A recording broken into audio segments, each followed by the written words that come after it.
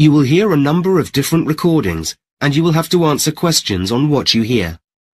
There will be time for you to read the instructions and questions, and you will have a chance to check your work. All the recordings will be played once only. The test is in 4 sections. Now look at Section 1. Section 1. You will hear a man talking to a woman on the phone about booking a room for an event. First, you have some time to look at questions 1 to 6.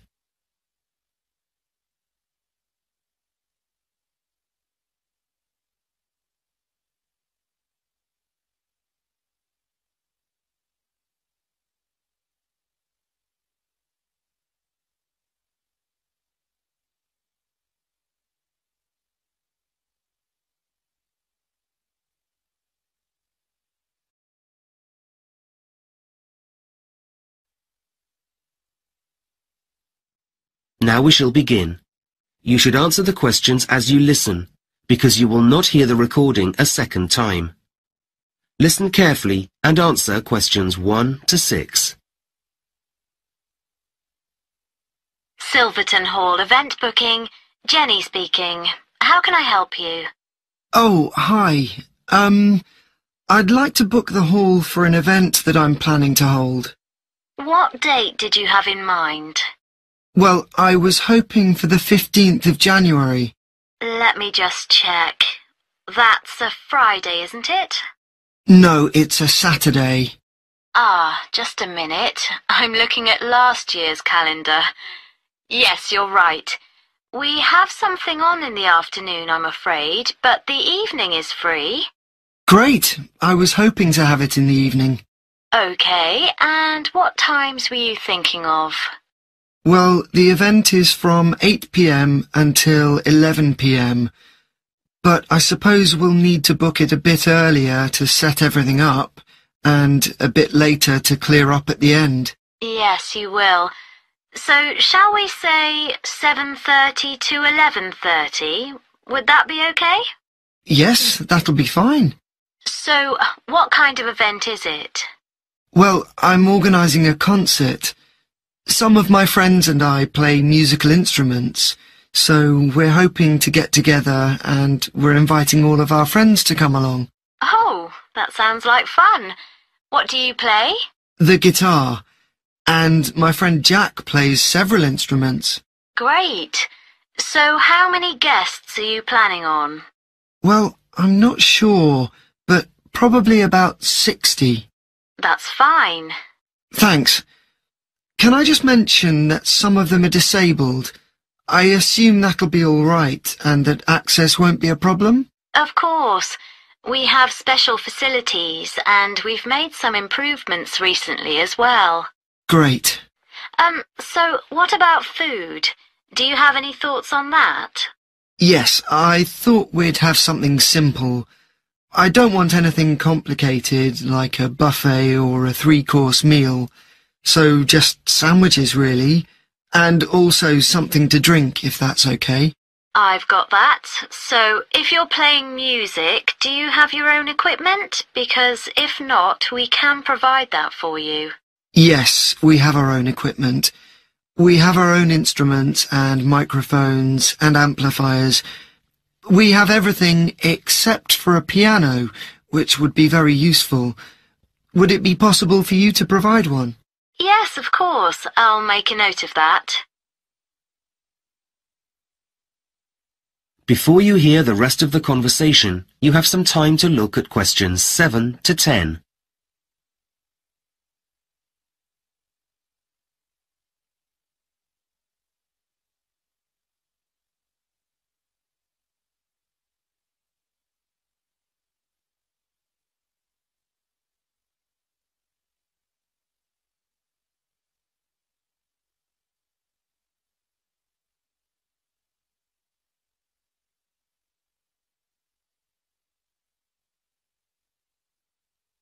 Now listen carefully and answer questions 7 to 10.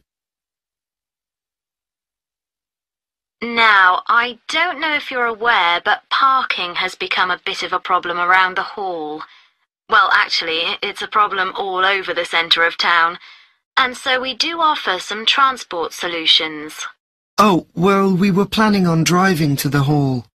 I wouldn't recommend that. We do have a coach that will pick everyone up and take them home at the end of the evening.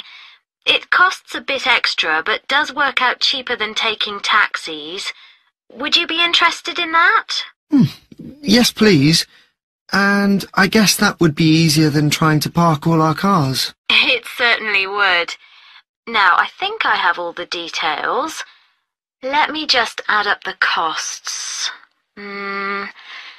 That comes to £250, but I'll reduce it to £225 as we have a 10% discount from now until March. Well, that's great. Thank you so much. And now I just need a contact name. I guess that would be you, right? Yes, that's right. It's Rob.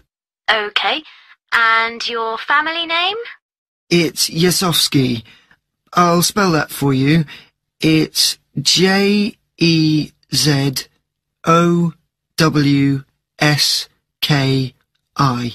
Thanks. And do you have a contact number? Oh, yes. Hang on a minute. I haven't memorised it yet. Yes, here it is. It's 07232 855 496. Great. I think that's everything for now. I look forward to seeing you on the 15th of January. Okay, thanks. Bye for now. That is the end of section 1. You now have half a minute to check your answers.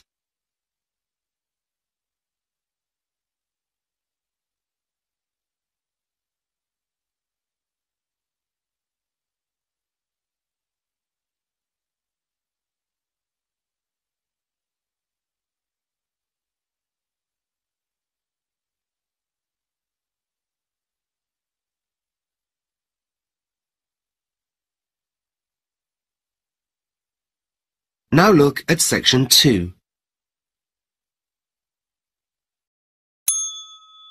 Section 2. You will hear a manager talking to new employees at a coffee processing factory. First, you have some time to look at questions 11 to 16.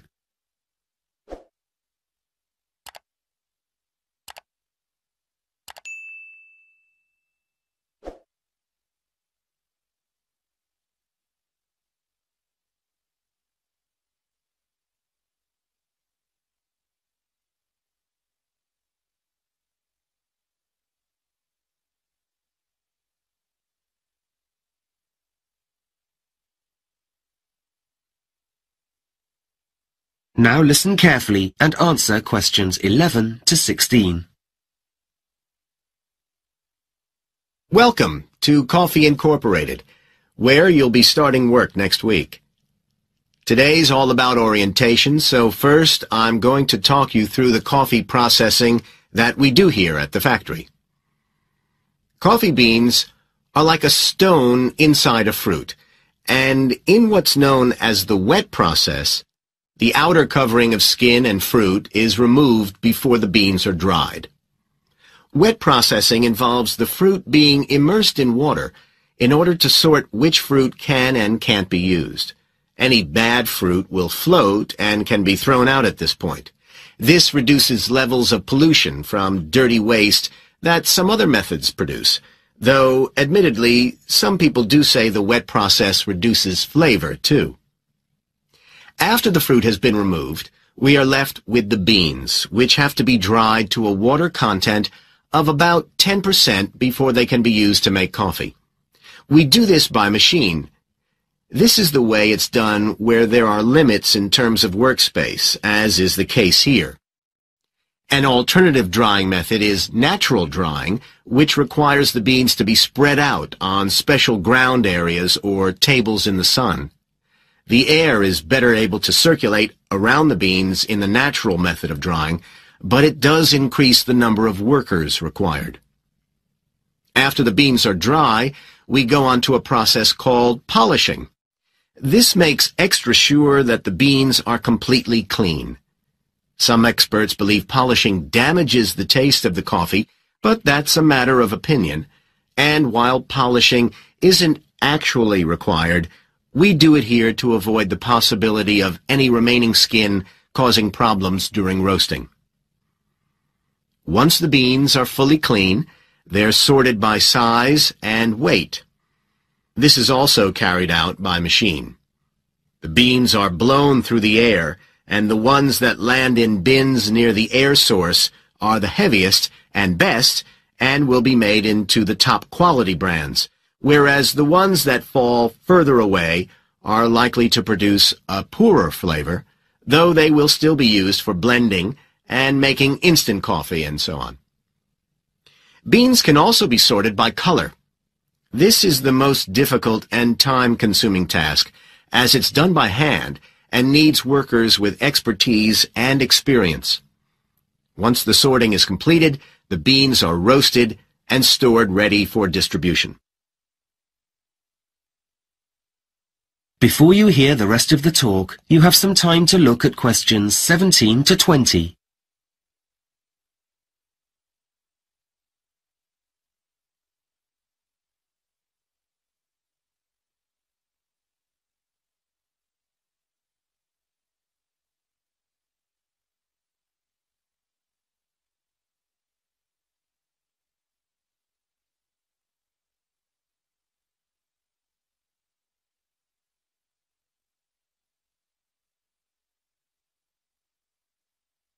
Now listen carefully and answer questions 17 to 20. In a moment, I'm going to take you on a tour of the building, and we'll see where all of those processes take place. First, I'll take you through to reception, where you'll sign in and out each day. This is important for fire regulations. That's located next to the visitor center, where we hold tours for the public. Do pop in one afternoon when it's open. As well as seeing the working part of the factory, we have a treat for you, and that's the tasting room, where you'll get to try some of the products we make, and which we sell a selection of in our staff shop. These are available to staff at a discount. For one day only, you can choose something there for free, as our welcome to you. Ordinarily, we'd finish the tour with lunch in the staff canteen. It's being repainted at the moment, so we'll have some sandwiches here in the training room instead. I'm going to hand you out some protective clothing in a moment. Good to see you're all wearing sensible shoes, which we requested for the tour, so thank you for that. There are some caps in the basket near the door over there. Please collect one, even if you have very short hair. They're essential in all food production areas these days. We won't be handling anything today, though ordinarily you'll be wearing gloves to work with the beans. In a moment, I'm going to hand you out a badge with your name on. This is so we can get to know each other better. And hopefully, you've all remembered pen and paper, as I'll be giving you plenty of information to make a note of. That is the end of section 2. You now have half a minute to check your answers.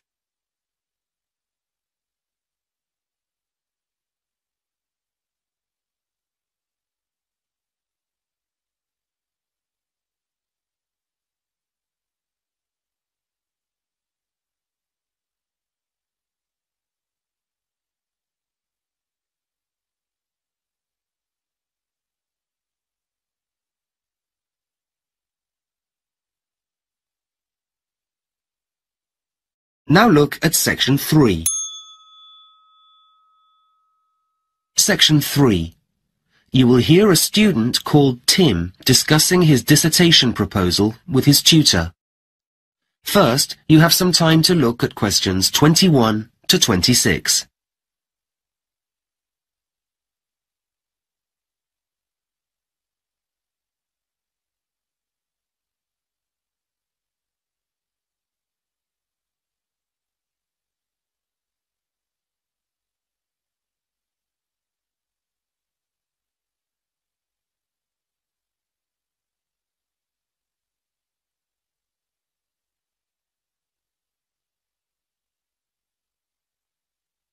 Now listen carefully and answer questions 21 to 26. Have you had any ideas about your dissertation proposal, Tim? I'm definitely doing something about saving dying languages, languages that are in danger of becoming extinct. Sounds like an interesting idea. How are you going to focus your project? Well, my grandmother's first language is spoken by only a handful of people now, so I'd like to record an interview with her that can be kept in an archive, which she was really keen to do when I asked her about it. I know there are linguists already working on recording dying languages, and when we focused on that in class, I realised I wanted to do something for my grandmother's heritage. I wanted to discuss with you how to go about it. You'd have to think carefully about what to include, of course. Something about the impact of technology, perhaps. You mean the fact that technology allows people to communicate at the click of a mouse across the world, so it contributes to languages becoming endangered? Mm-hmm. I know this has resulted in lots of languages disappearing because people use international languages like English to communicate instead of their own. That's why it's important to make an effort to conserve them. So, in your introduction, you could talk about the negative impact of globalization on minority languages. Right, I'll mention that. And the media's had an enormous impact. Schools teach in the standard languages of a country rather than minority ones. That means young people lose the language skills of earlier generations because they aren't exposed to them as they would have been in the past. I'll definitely put that in. Good idea. I mean, take me for instance. I'm not a fluent speaker of my grandmother's first language, so most of the time we speak in English. Well, exactly. And then what are you going to say about how we can actually save dying languages?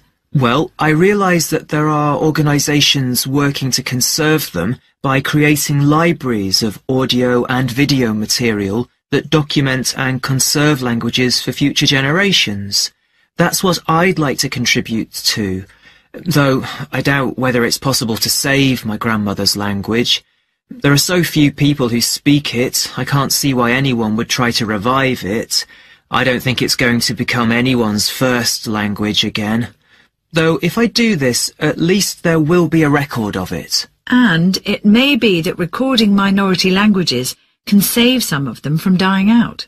I don't get how, if no one's learning them as their first language. Well, the data that's collected isn't just stored away and forgotten about until someone rediscovers it in the future. It can be used to develop teaching materials within communities, so local children have learning tools they've never had access to before. You know, they can listen to and see these languages written down. Oh, right. I've also heard something about recording oral literature. What does that mean? Is it to do with how languages and culture are bound together? Exactly. Team members from the organisations we're talking about travel to remote communities and record their stories, rituals, songs. So it's not just language that's conserved. I see. It's like some of the traditions in my family that have come from my grandmother's community. It's important to me to keep those alive too. Hopefully I'll have my own grandchildren to pass them down to. And even if my grandmother's language itself doesn't survive, then at least some of the history and culture will. Before you hear the rest of the conversation, you have some time to look at questions 27 to 30.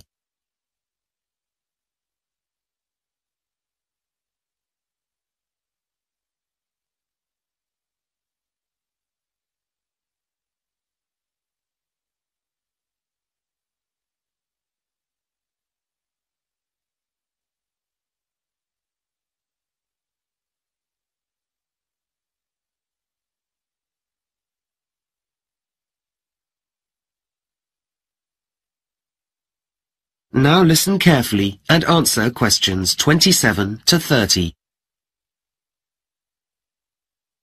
So, talk me through your plan concerning interviewing and recording your grandmother.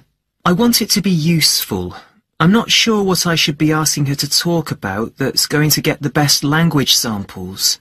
Well, let's discuss a few options. You don't really need to look at what linguists have already done in terms of translating your grandmother's language into English. As you speak the language, to a certain extent, it would be better for you not to use English.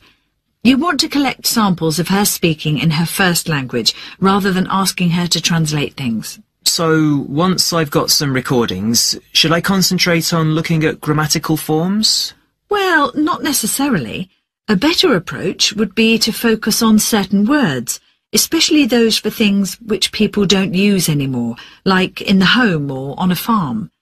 One way would be to get her to recount tales from her childhood. If you ask someone for a word, they might not remember it, but it might pop out in a sentence if they're focused on something that brings up the word naturally. Like, my grandmother might not remember a particular saying in her first language, but if I ask her to talk about her life, it might come up naturally in context. Exactly. Childhood's a good topic. Everyone has lots of memories they can talk about. And you'll get much more authentic samples if you get her talking rather than asking her to write things down or translate them.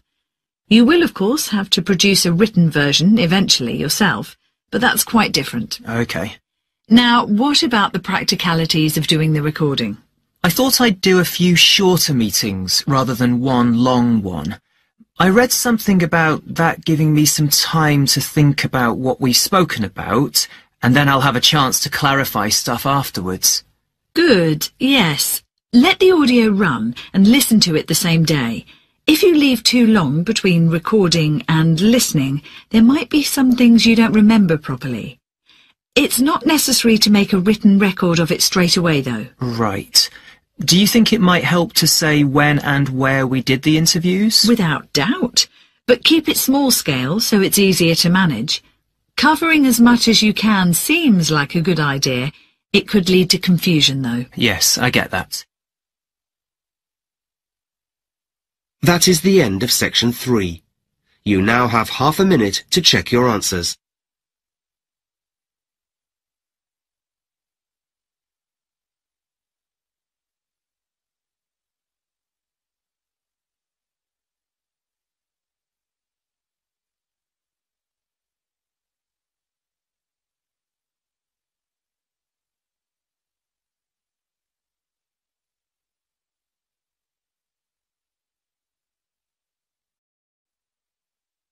Now look at section 4.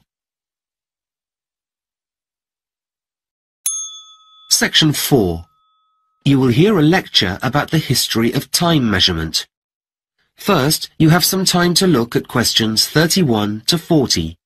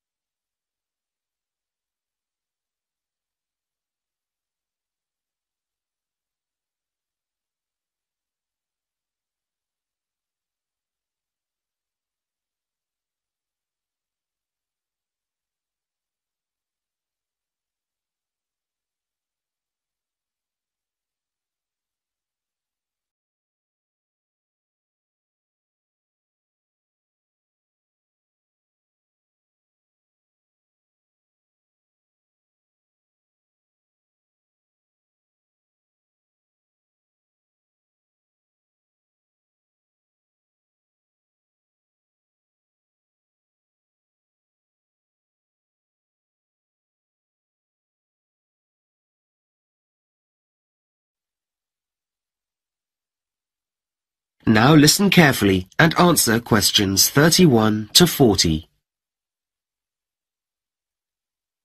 Hello. Today, I'm going to be talking about the history of the measurement of time, something we all take for granted now. These days, we're able to measure time extremely accurately, and there's global agreement on what the time is anywhere in the world. But of course, this has not always been the case. So, when and how did it all begin? Well, we can tell that prehistoric people from 30,000 years ago were aware of the changes of the moon as time went by. But 25,000 years passed before humans began to actually track time. There is credible evidence for this from around 5,000 years ago, and they did this by observing not just the movement of the sun, moon, and stars, but by measuring where these were in relation to the Earth, and, in particular, where these were in relation to the horizon. This was known as horizon tracking. For example, they noted the position on the horizon of the sun at sunrise and sunset, and how these positions changed throughout the year. From this, they were able to predict when the longest and the shortest days of the year were. Initially, this measurement was quite inaccurate and relied on suitable natural markers being on the horizon, such as hilltops, trees, etc. But measurement became more accurate and detailed when certain communities built markers specifically to view how the positions of the sun and moon related to them. One of the best remaining examples of these is Stonehenge in England, which consists of a number of very large stones arranged in a circle. Okay, so let's have a look at the first clocks. It wasn't until around 1400 BC that the first primitive clocks were used to measure length of time. These were water clocks, and time was measured by filling a bucket with water which had a small hole in the bottom of it. As the water dripped out, the water level went down, marking the passage of time. Early civilizations also used the sun to measure time. Sundials were used to cast a shadow from the sun onto a horizontal surface marked with lines indicating the hours of the day. As the sun moved across the sky, the direction of the shadow moved across the dial, and the time could be read. Early time measurement in China and Japan also involved the burning of incense sticks. The longer the stick, the longer it burnt, and so standard lengths were used to measure lengths of time. Sometimes a stick with a different smell was burnt at a certain point in the day, and workers would know when to move on to the next task because of the change in incense.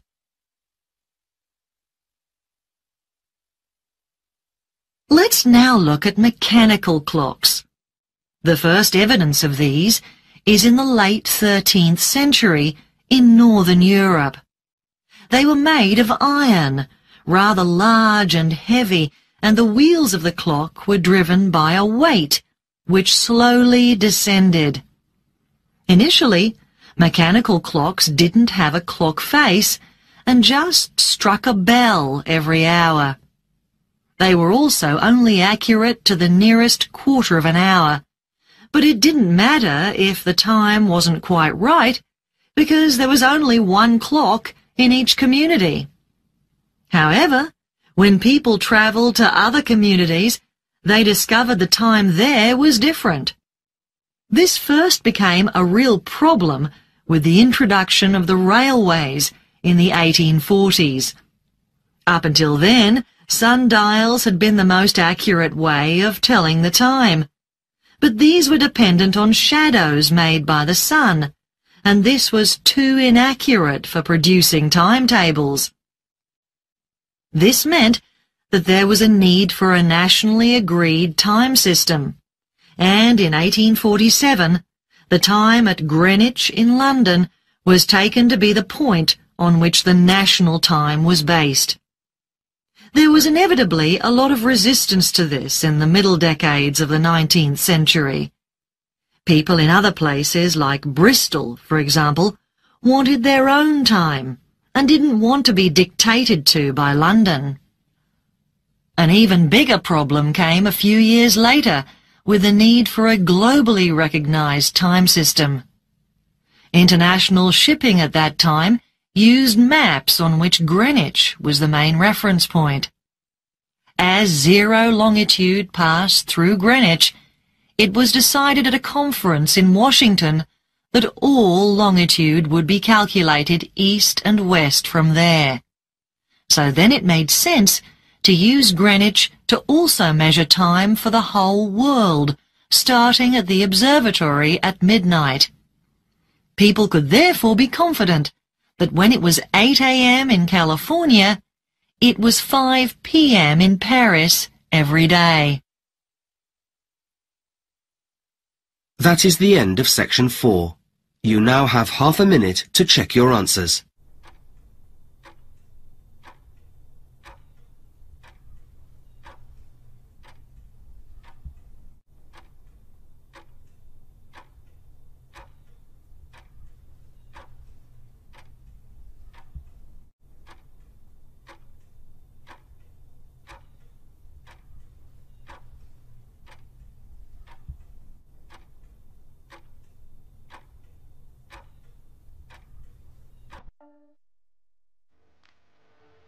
That is the end of the listening test.